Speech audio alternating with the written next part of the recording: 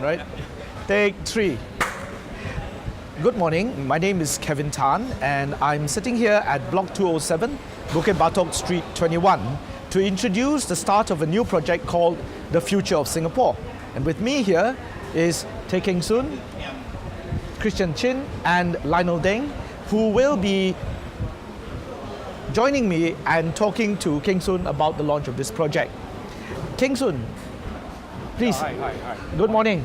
Can you tell us about this new project, The Future of Singapore?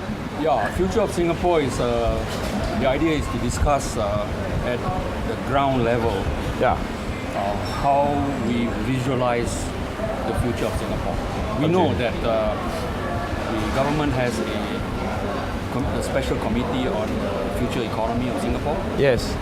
It meets under closed doors, but we are an open society, so we will be having our discussions, and we invite people to view the videos that we will produce, and also to comment and make suggestions on Facebook and other social media.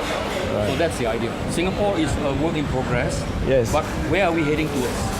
The philosophy that I think we all share is that we want to improve the quality of Singapore democracy, Okay. which has been framed as, party versus party, All right. which I think is wrong. It should be about what should we as Singaporeans do, including our foreign friends who are committed Right. to Singapore's future. How can we as a whole move Singapore in a much more constructive, imaginative, and democratic direction? That's the future of Singapore. There is a very interesting word that Yanis Varoufakis, the ex-Greek finance minister, is a brilliant economist. He introduced this word to me called isegoria. It's a Greek word. It's a very interesting concept.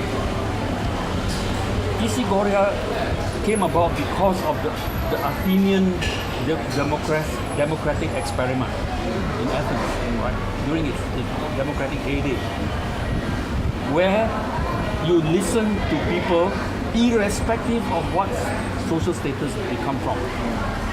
More important, irrespective of their ability to verbalize. Right? We tend to speak in kind of coherent English language, but in isegoria concept, you can be speaking in Singlish, you can be speaking in broken English. It doesn't matter. What is important is your idea, your knowledge. So our role is to how to extract that knowledge and represent it in a way that is more universal, right? Without passing judgment on the quality of the utterance. I think that's important. So this is the basis of democracy. So Greek democracy is isegoria. That's our basic idea. Yeah. We cannot talk about the future without understanding the past, and we cannot talk about the past without understanding the present. Okay? So future of Singapore adds another dimension to the discussion. When historians are already re-looking at the past, right? Yes. So that's fine. There are lots of grumbles and complaints about the present. Okay. What Future of Singapore hopes to do is that we then need to project beyond the present, using the present as a platform to move the thinking into the future. What are the implications of the future given the present? So that's the connection that we want to make. Second point is that the future cannot be discussed without understanding the nature of the Singapore economy. Okay. Right? And we need to do that.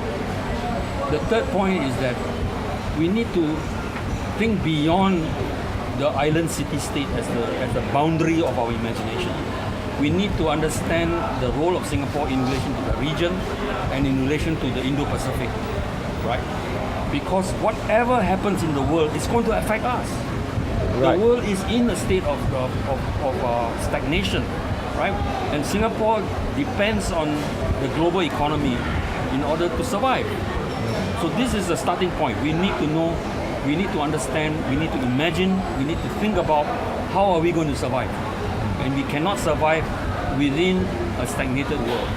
We have to invent a new way of looking at the world.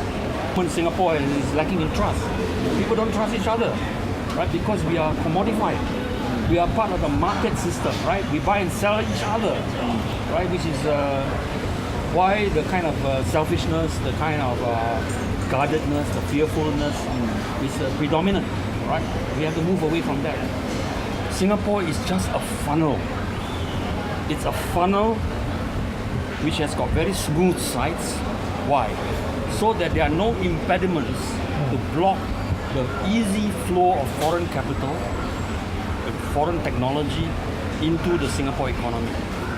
So, public intellectuals who are critical of people who are obstropulous, right, are a problem. So get rid of them.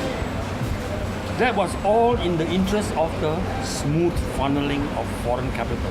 Yeah. That is Singapore's role for the last 50 years, right? Now we have to think about what kind of funnel. Can Singaporeans themselves become the funnel of talent, knowledge, and capital into the region? The boundaries are in the mind. We have to open the mind. Right. Right? We have to open the heart. For example, our foreign workers. Why do we treat foreign workers the way we do? Just as tools for our economy and our well-being, right? We should be thinking of foreign workers also as our ambassadors to the region from which they came. Because as ambassadors, right, we should educate them. We should give them the kind of knowledge support that eventually when they go back to their villages, they are part of our globalized Network. So this is the thing. It's not a humanitarian thing alone, right? It is also self-interest, right? Our interest in them is an interest in ourselves. Let me give you another example. If we are able to help the farmers in Kalimantan and in Sumatra to develop their agriculture so that they can earn more, and we help them in terms of how the infrastructure, the education, the healthcare, and the direct marketing of their products, they will stop burning the forest because they have a better life. Why are they burning the forest? Because they have a lousy life. That's the only way they can make a living, right? Right? You are paid don't know how many rupiahs to go and burn the forest. So helping them helps ourselves. So that's direct consequence, right? So I have two questions. The first one, you spoke of Singapore as a funnel and your idea is to reverse the direction, right? Basically, instead of bringing the globe into Singapore now to globalize. No, it's not reversing the direction of the funnel. Right. It's still a funnel. Right. It's just that the funnel is not just for the foreign investor. The funnel is for us, right? How do we funnel our knowledge and our capital and our abilities into the region, right? Because foreign capital coming in here is simply to use Singapore as a staging post to exploit the region, right? And in doing so, they became very rich, right? And we also became rich in the process. But now, because foreign capital is now very, very constrained, because there's no more justification for them to invest, because you cannot invest when the aggregate demand has dropped. So this is the dilemma of the neoliberal market economy, right? So we need to now imagine and propel a new kind of economy, a cooperative economy, to cooperate with our region rather than we exploit the region. So this is the difference. It's the same funnel, but it's a different kind of funnel. Okay, the mechanized economy is inevitable because it's going to displace a lot of labor, which means that normally people will have a lot of free time. But unless they have enough income, then they're not going to be able to enjoy that free time. Right? What do we mean by enjoying free time? It means that we will be doing the things that we really like to do, things that we have been putting aside, right? Like good family life, like learning more things, right? By being more involved in society, right? By doing, carrying out our hobbies, right? And in the process, doing things that we can earn a decent living, right? Enjoying the work that we do, rather than doing stupid work, right?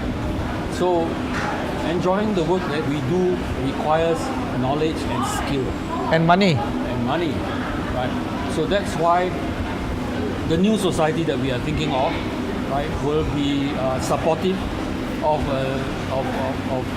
humanized jobs and the knowledge that is required of it. One question. So, does FOS have a specific rallying vision of the future of not just Singapore but maybe even the world? I think we do. We have a vision, but that vision has to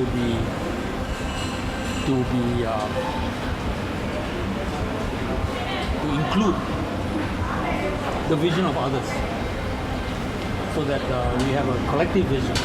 It cannot be just the vision of a few people. It has to be a collective vision, and that collective vision has to answer all the kind of questions that have been raised during this discussion.